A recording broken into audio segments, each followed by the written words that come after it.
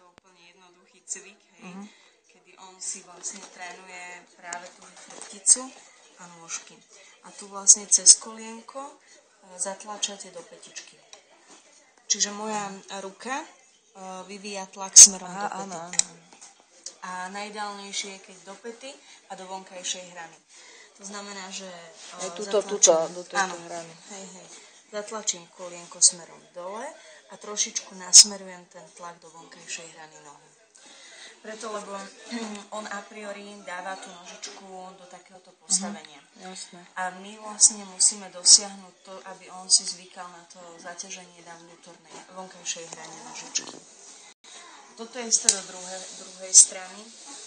A najideálnejšie je to prestriedávať podľa toho, že čo robí. Ale... Čiže nemusí sedieť vlastne vyslovene v...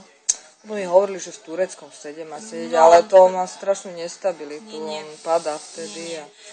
Takto keď si položíte vlastne za neho koleno, ako ja teraz mám, tak zo začiatku, tak on sa vlastne zaistí a predsa len nesedí v takom tom... To aj vidíte, že to je neprirodzená poloha pre ňoho. Ak to detičky striedajú, že majú viacero typov sedu, tak je to v poriadku. Lenže on sa vie zastabilizovať len v tom jednom sede zatiaľ. A som robila chybu, že som mu dala tu máme pančešky. Niečo vidieť. Ku nemu môžeme dať trebárs dole pančuchy, keby ste potrebovali. Je ideálne, ak trebárs si pozeráte knižku alebo staviate si kocky, alebo hociakú aktivitu robíte, aby vtedy, keď sedíte v šikmom sede, podnety boli z tej strany, ktorá je zaťažená. To znamená, že tam, kde je nožička dole. Hej? Tuto je teraz pravá strana zaťažená viac ako ľavá, táto je odľahčená.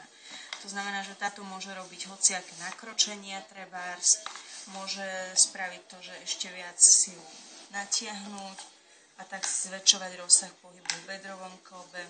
Môžete si ju prichytiť do takéhoto postavenia a vlastne už aktívne tým pádom naťahujete svaly.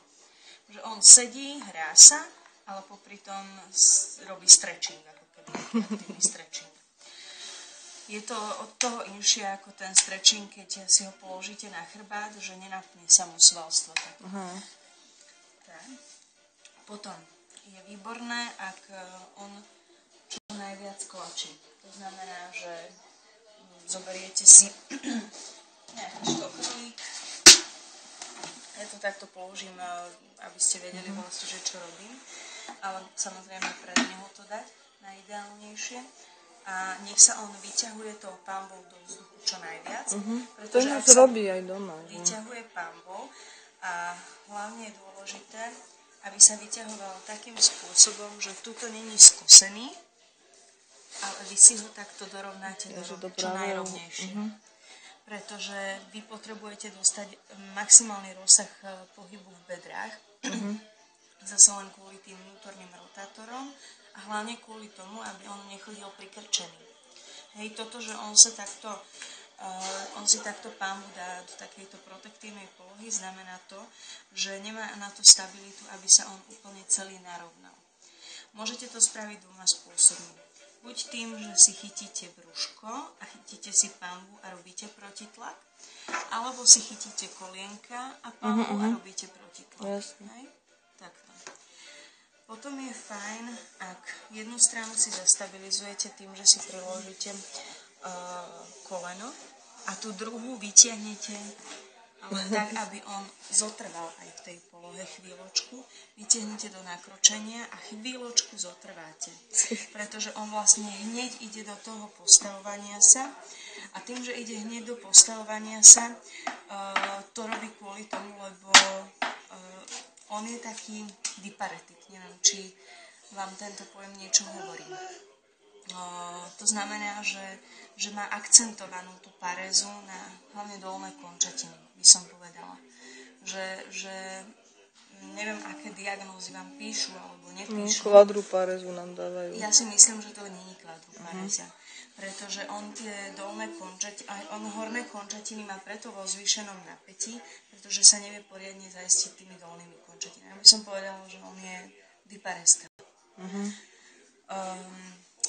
A ešte ako ako aj dobrá vyparéza. Že kvadruparézu by som nepovedala určite. Ak už stojím, tak vždy si upravte tak chodidlá, aby boli mierne natočené smerom von. Že nie rovno? Nie rovno, ale mierne smerom von. A cez kolienka ešte vlastne spravíte aj ďalšiu rotáciu, ktorou zabezpečíte taktiež maximálnu rotáciu v tom bedrovom klbiku. Okay? A u neho je dobré, ak raz jednu nôžku dvihnete, to znamená raz jedna nôžka sa zaťažuje a raz druhá nôžka sa zaťažuje. Teraz ešte zo začiatku som tu pri ňom svojím plecom, aby som si ho zachytila, aby nestratil rovnováhu, pretože ako náhle on stratí rovnováhu, tak celý stuhne. Čiže je lepšie na začiatok mu dávať trošku viac opory, aby on sa zžil s tou situáciou a potom postupne mu uberať. Dobre? Čiže to bolo, že kolienko ide hore a teraz pôjde kolienko takto jemničko dozadu, ako keby ste chceli zaťažiť špičku. To robíme kvôli tomu, lebo vlastne to je taký prehnaný krokový mechanizmus. Aha, jasné. No. A späť. Toto bolo na dolnej končatine.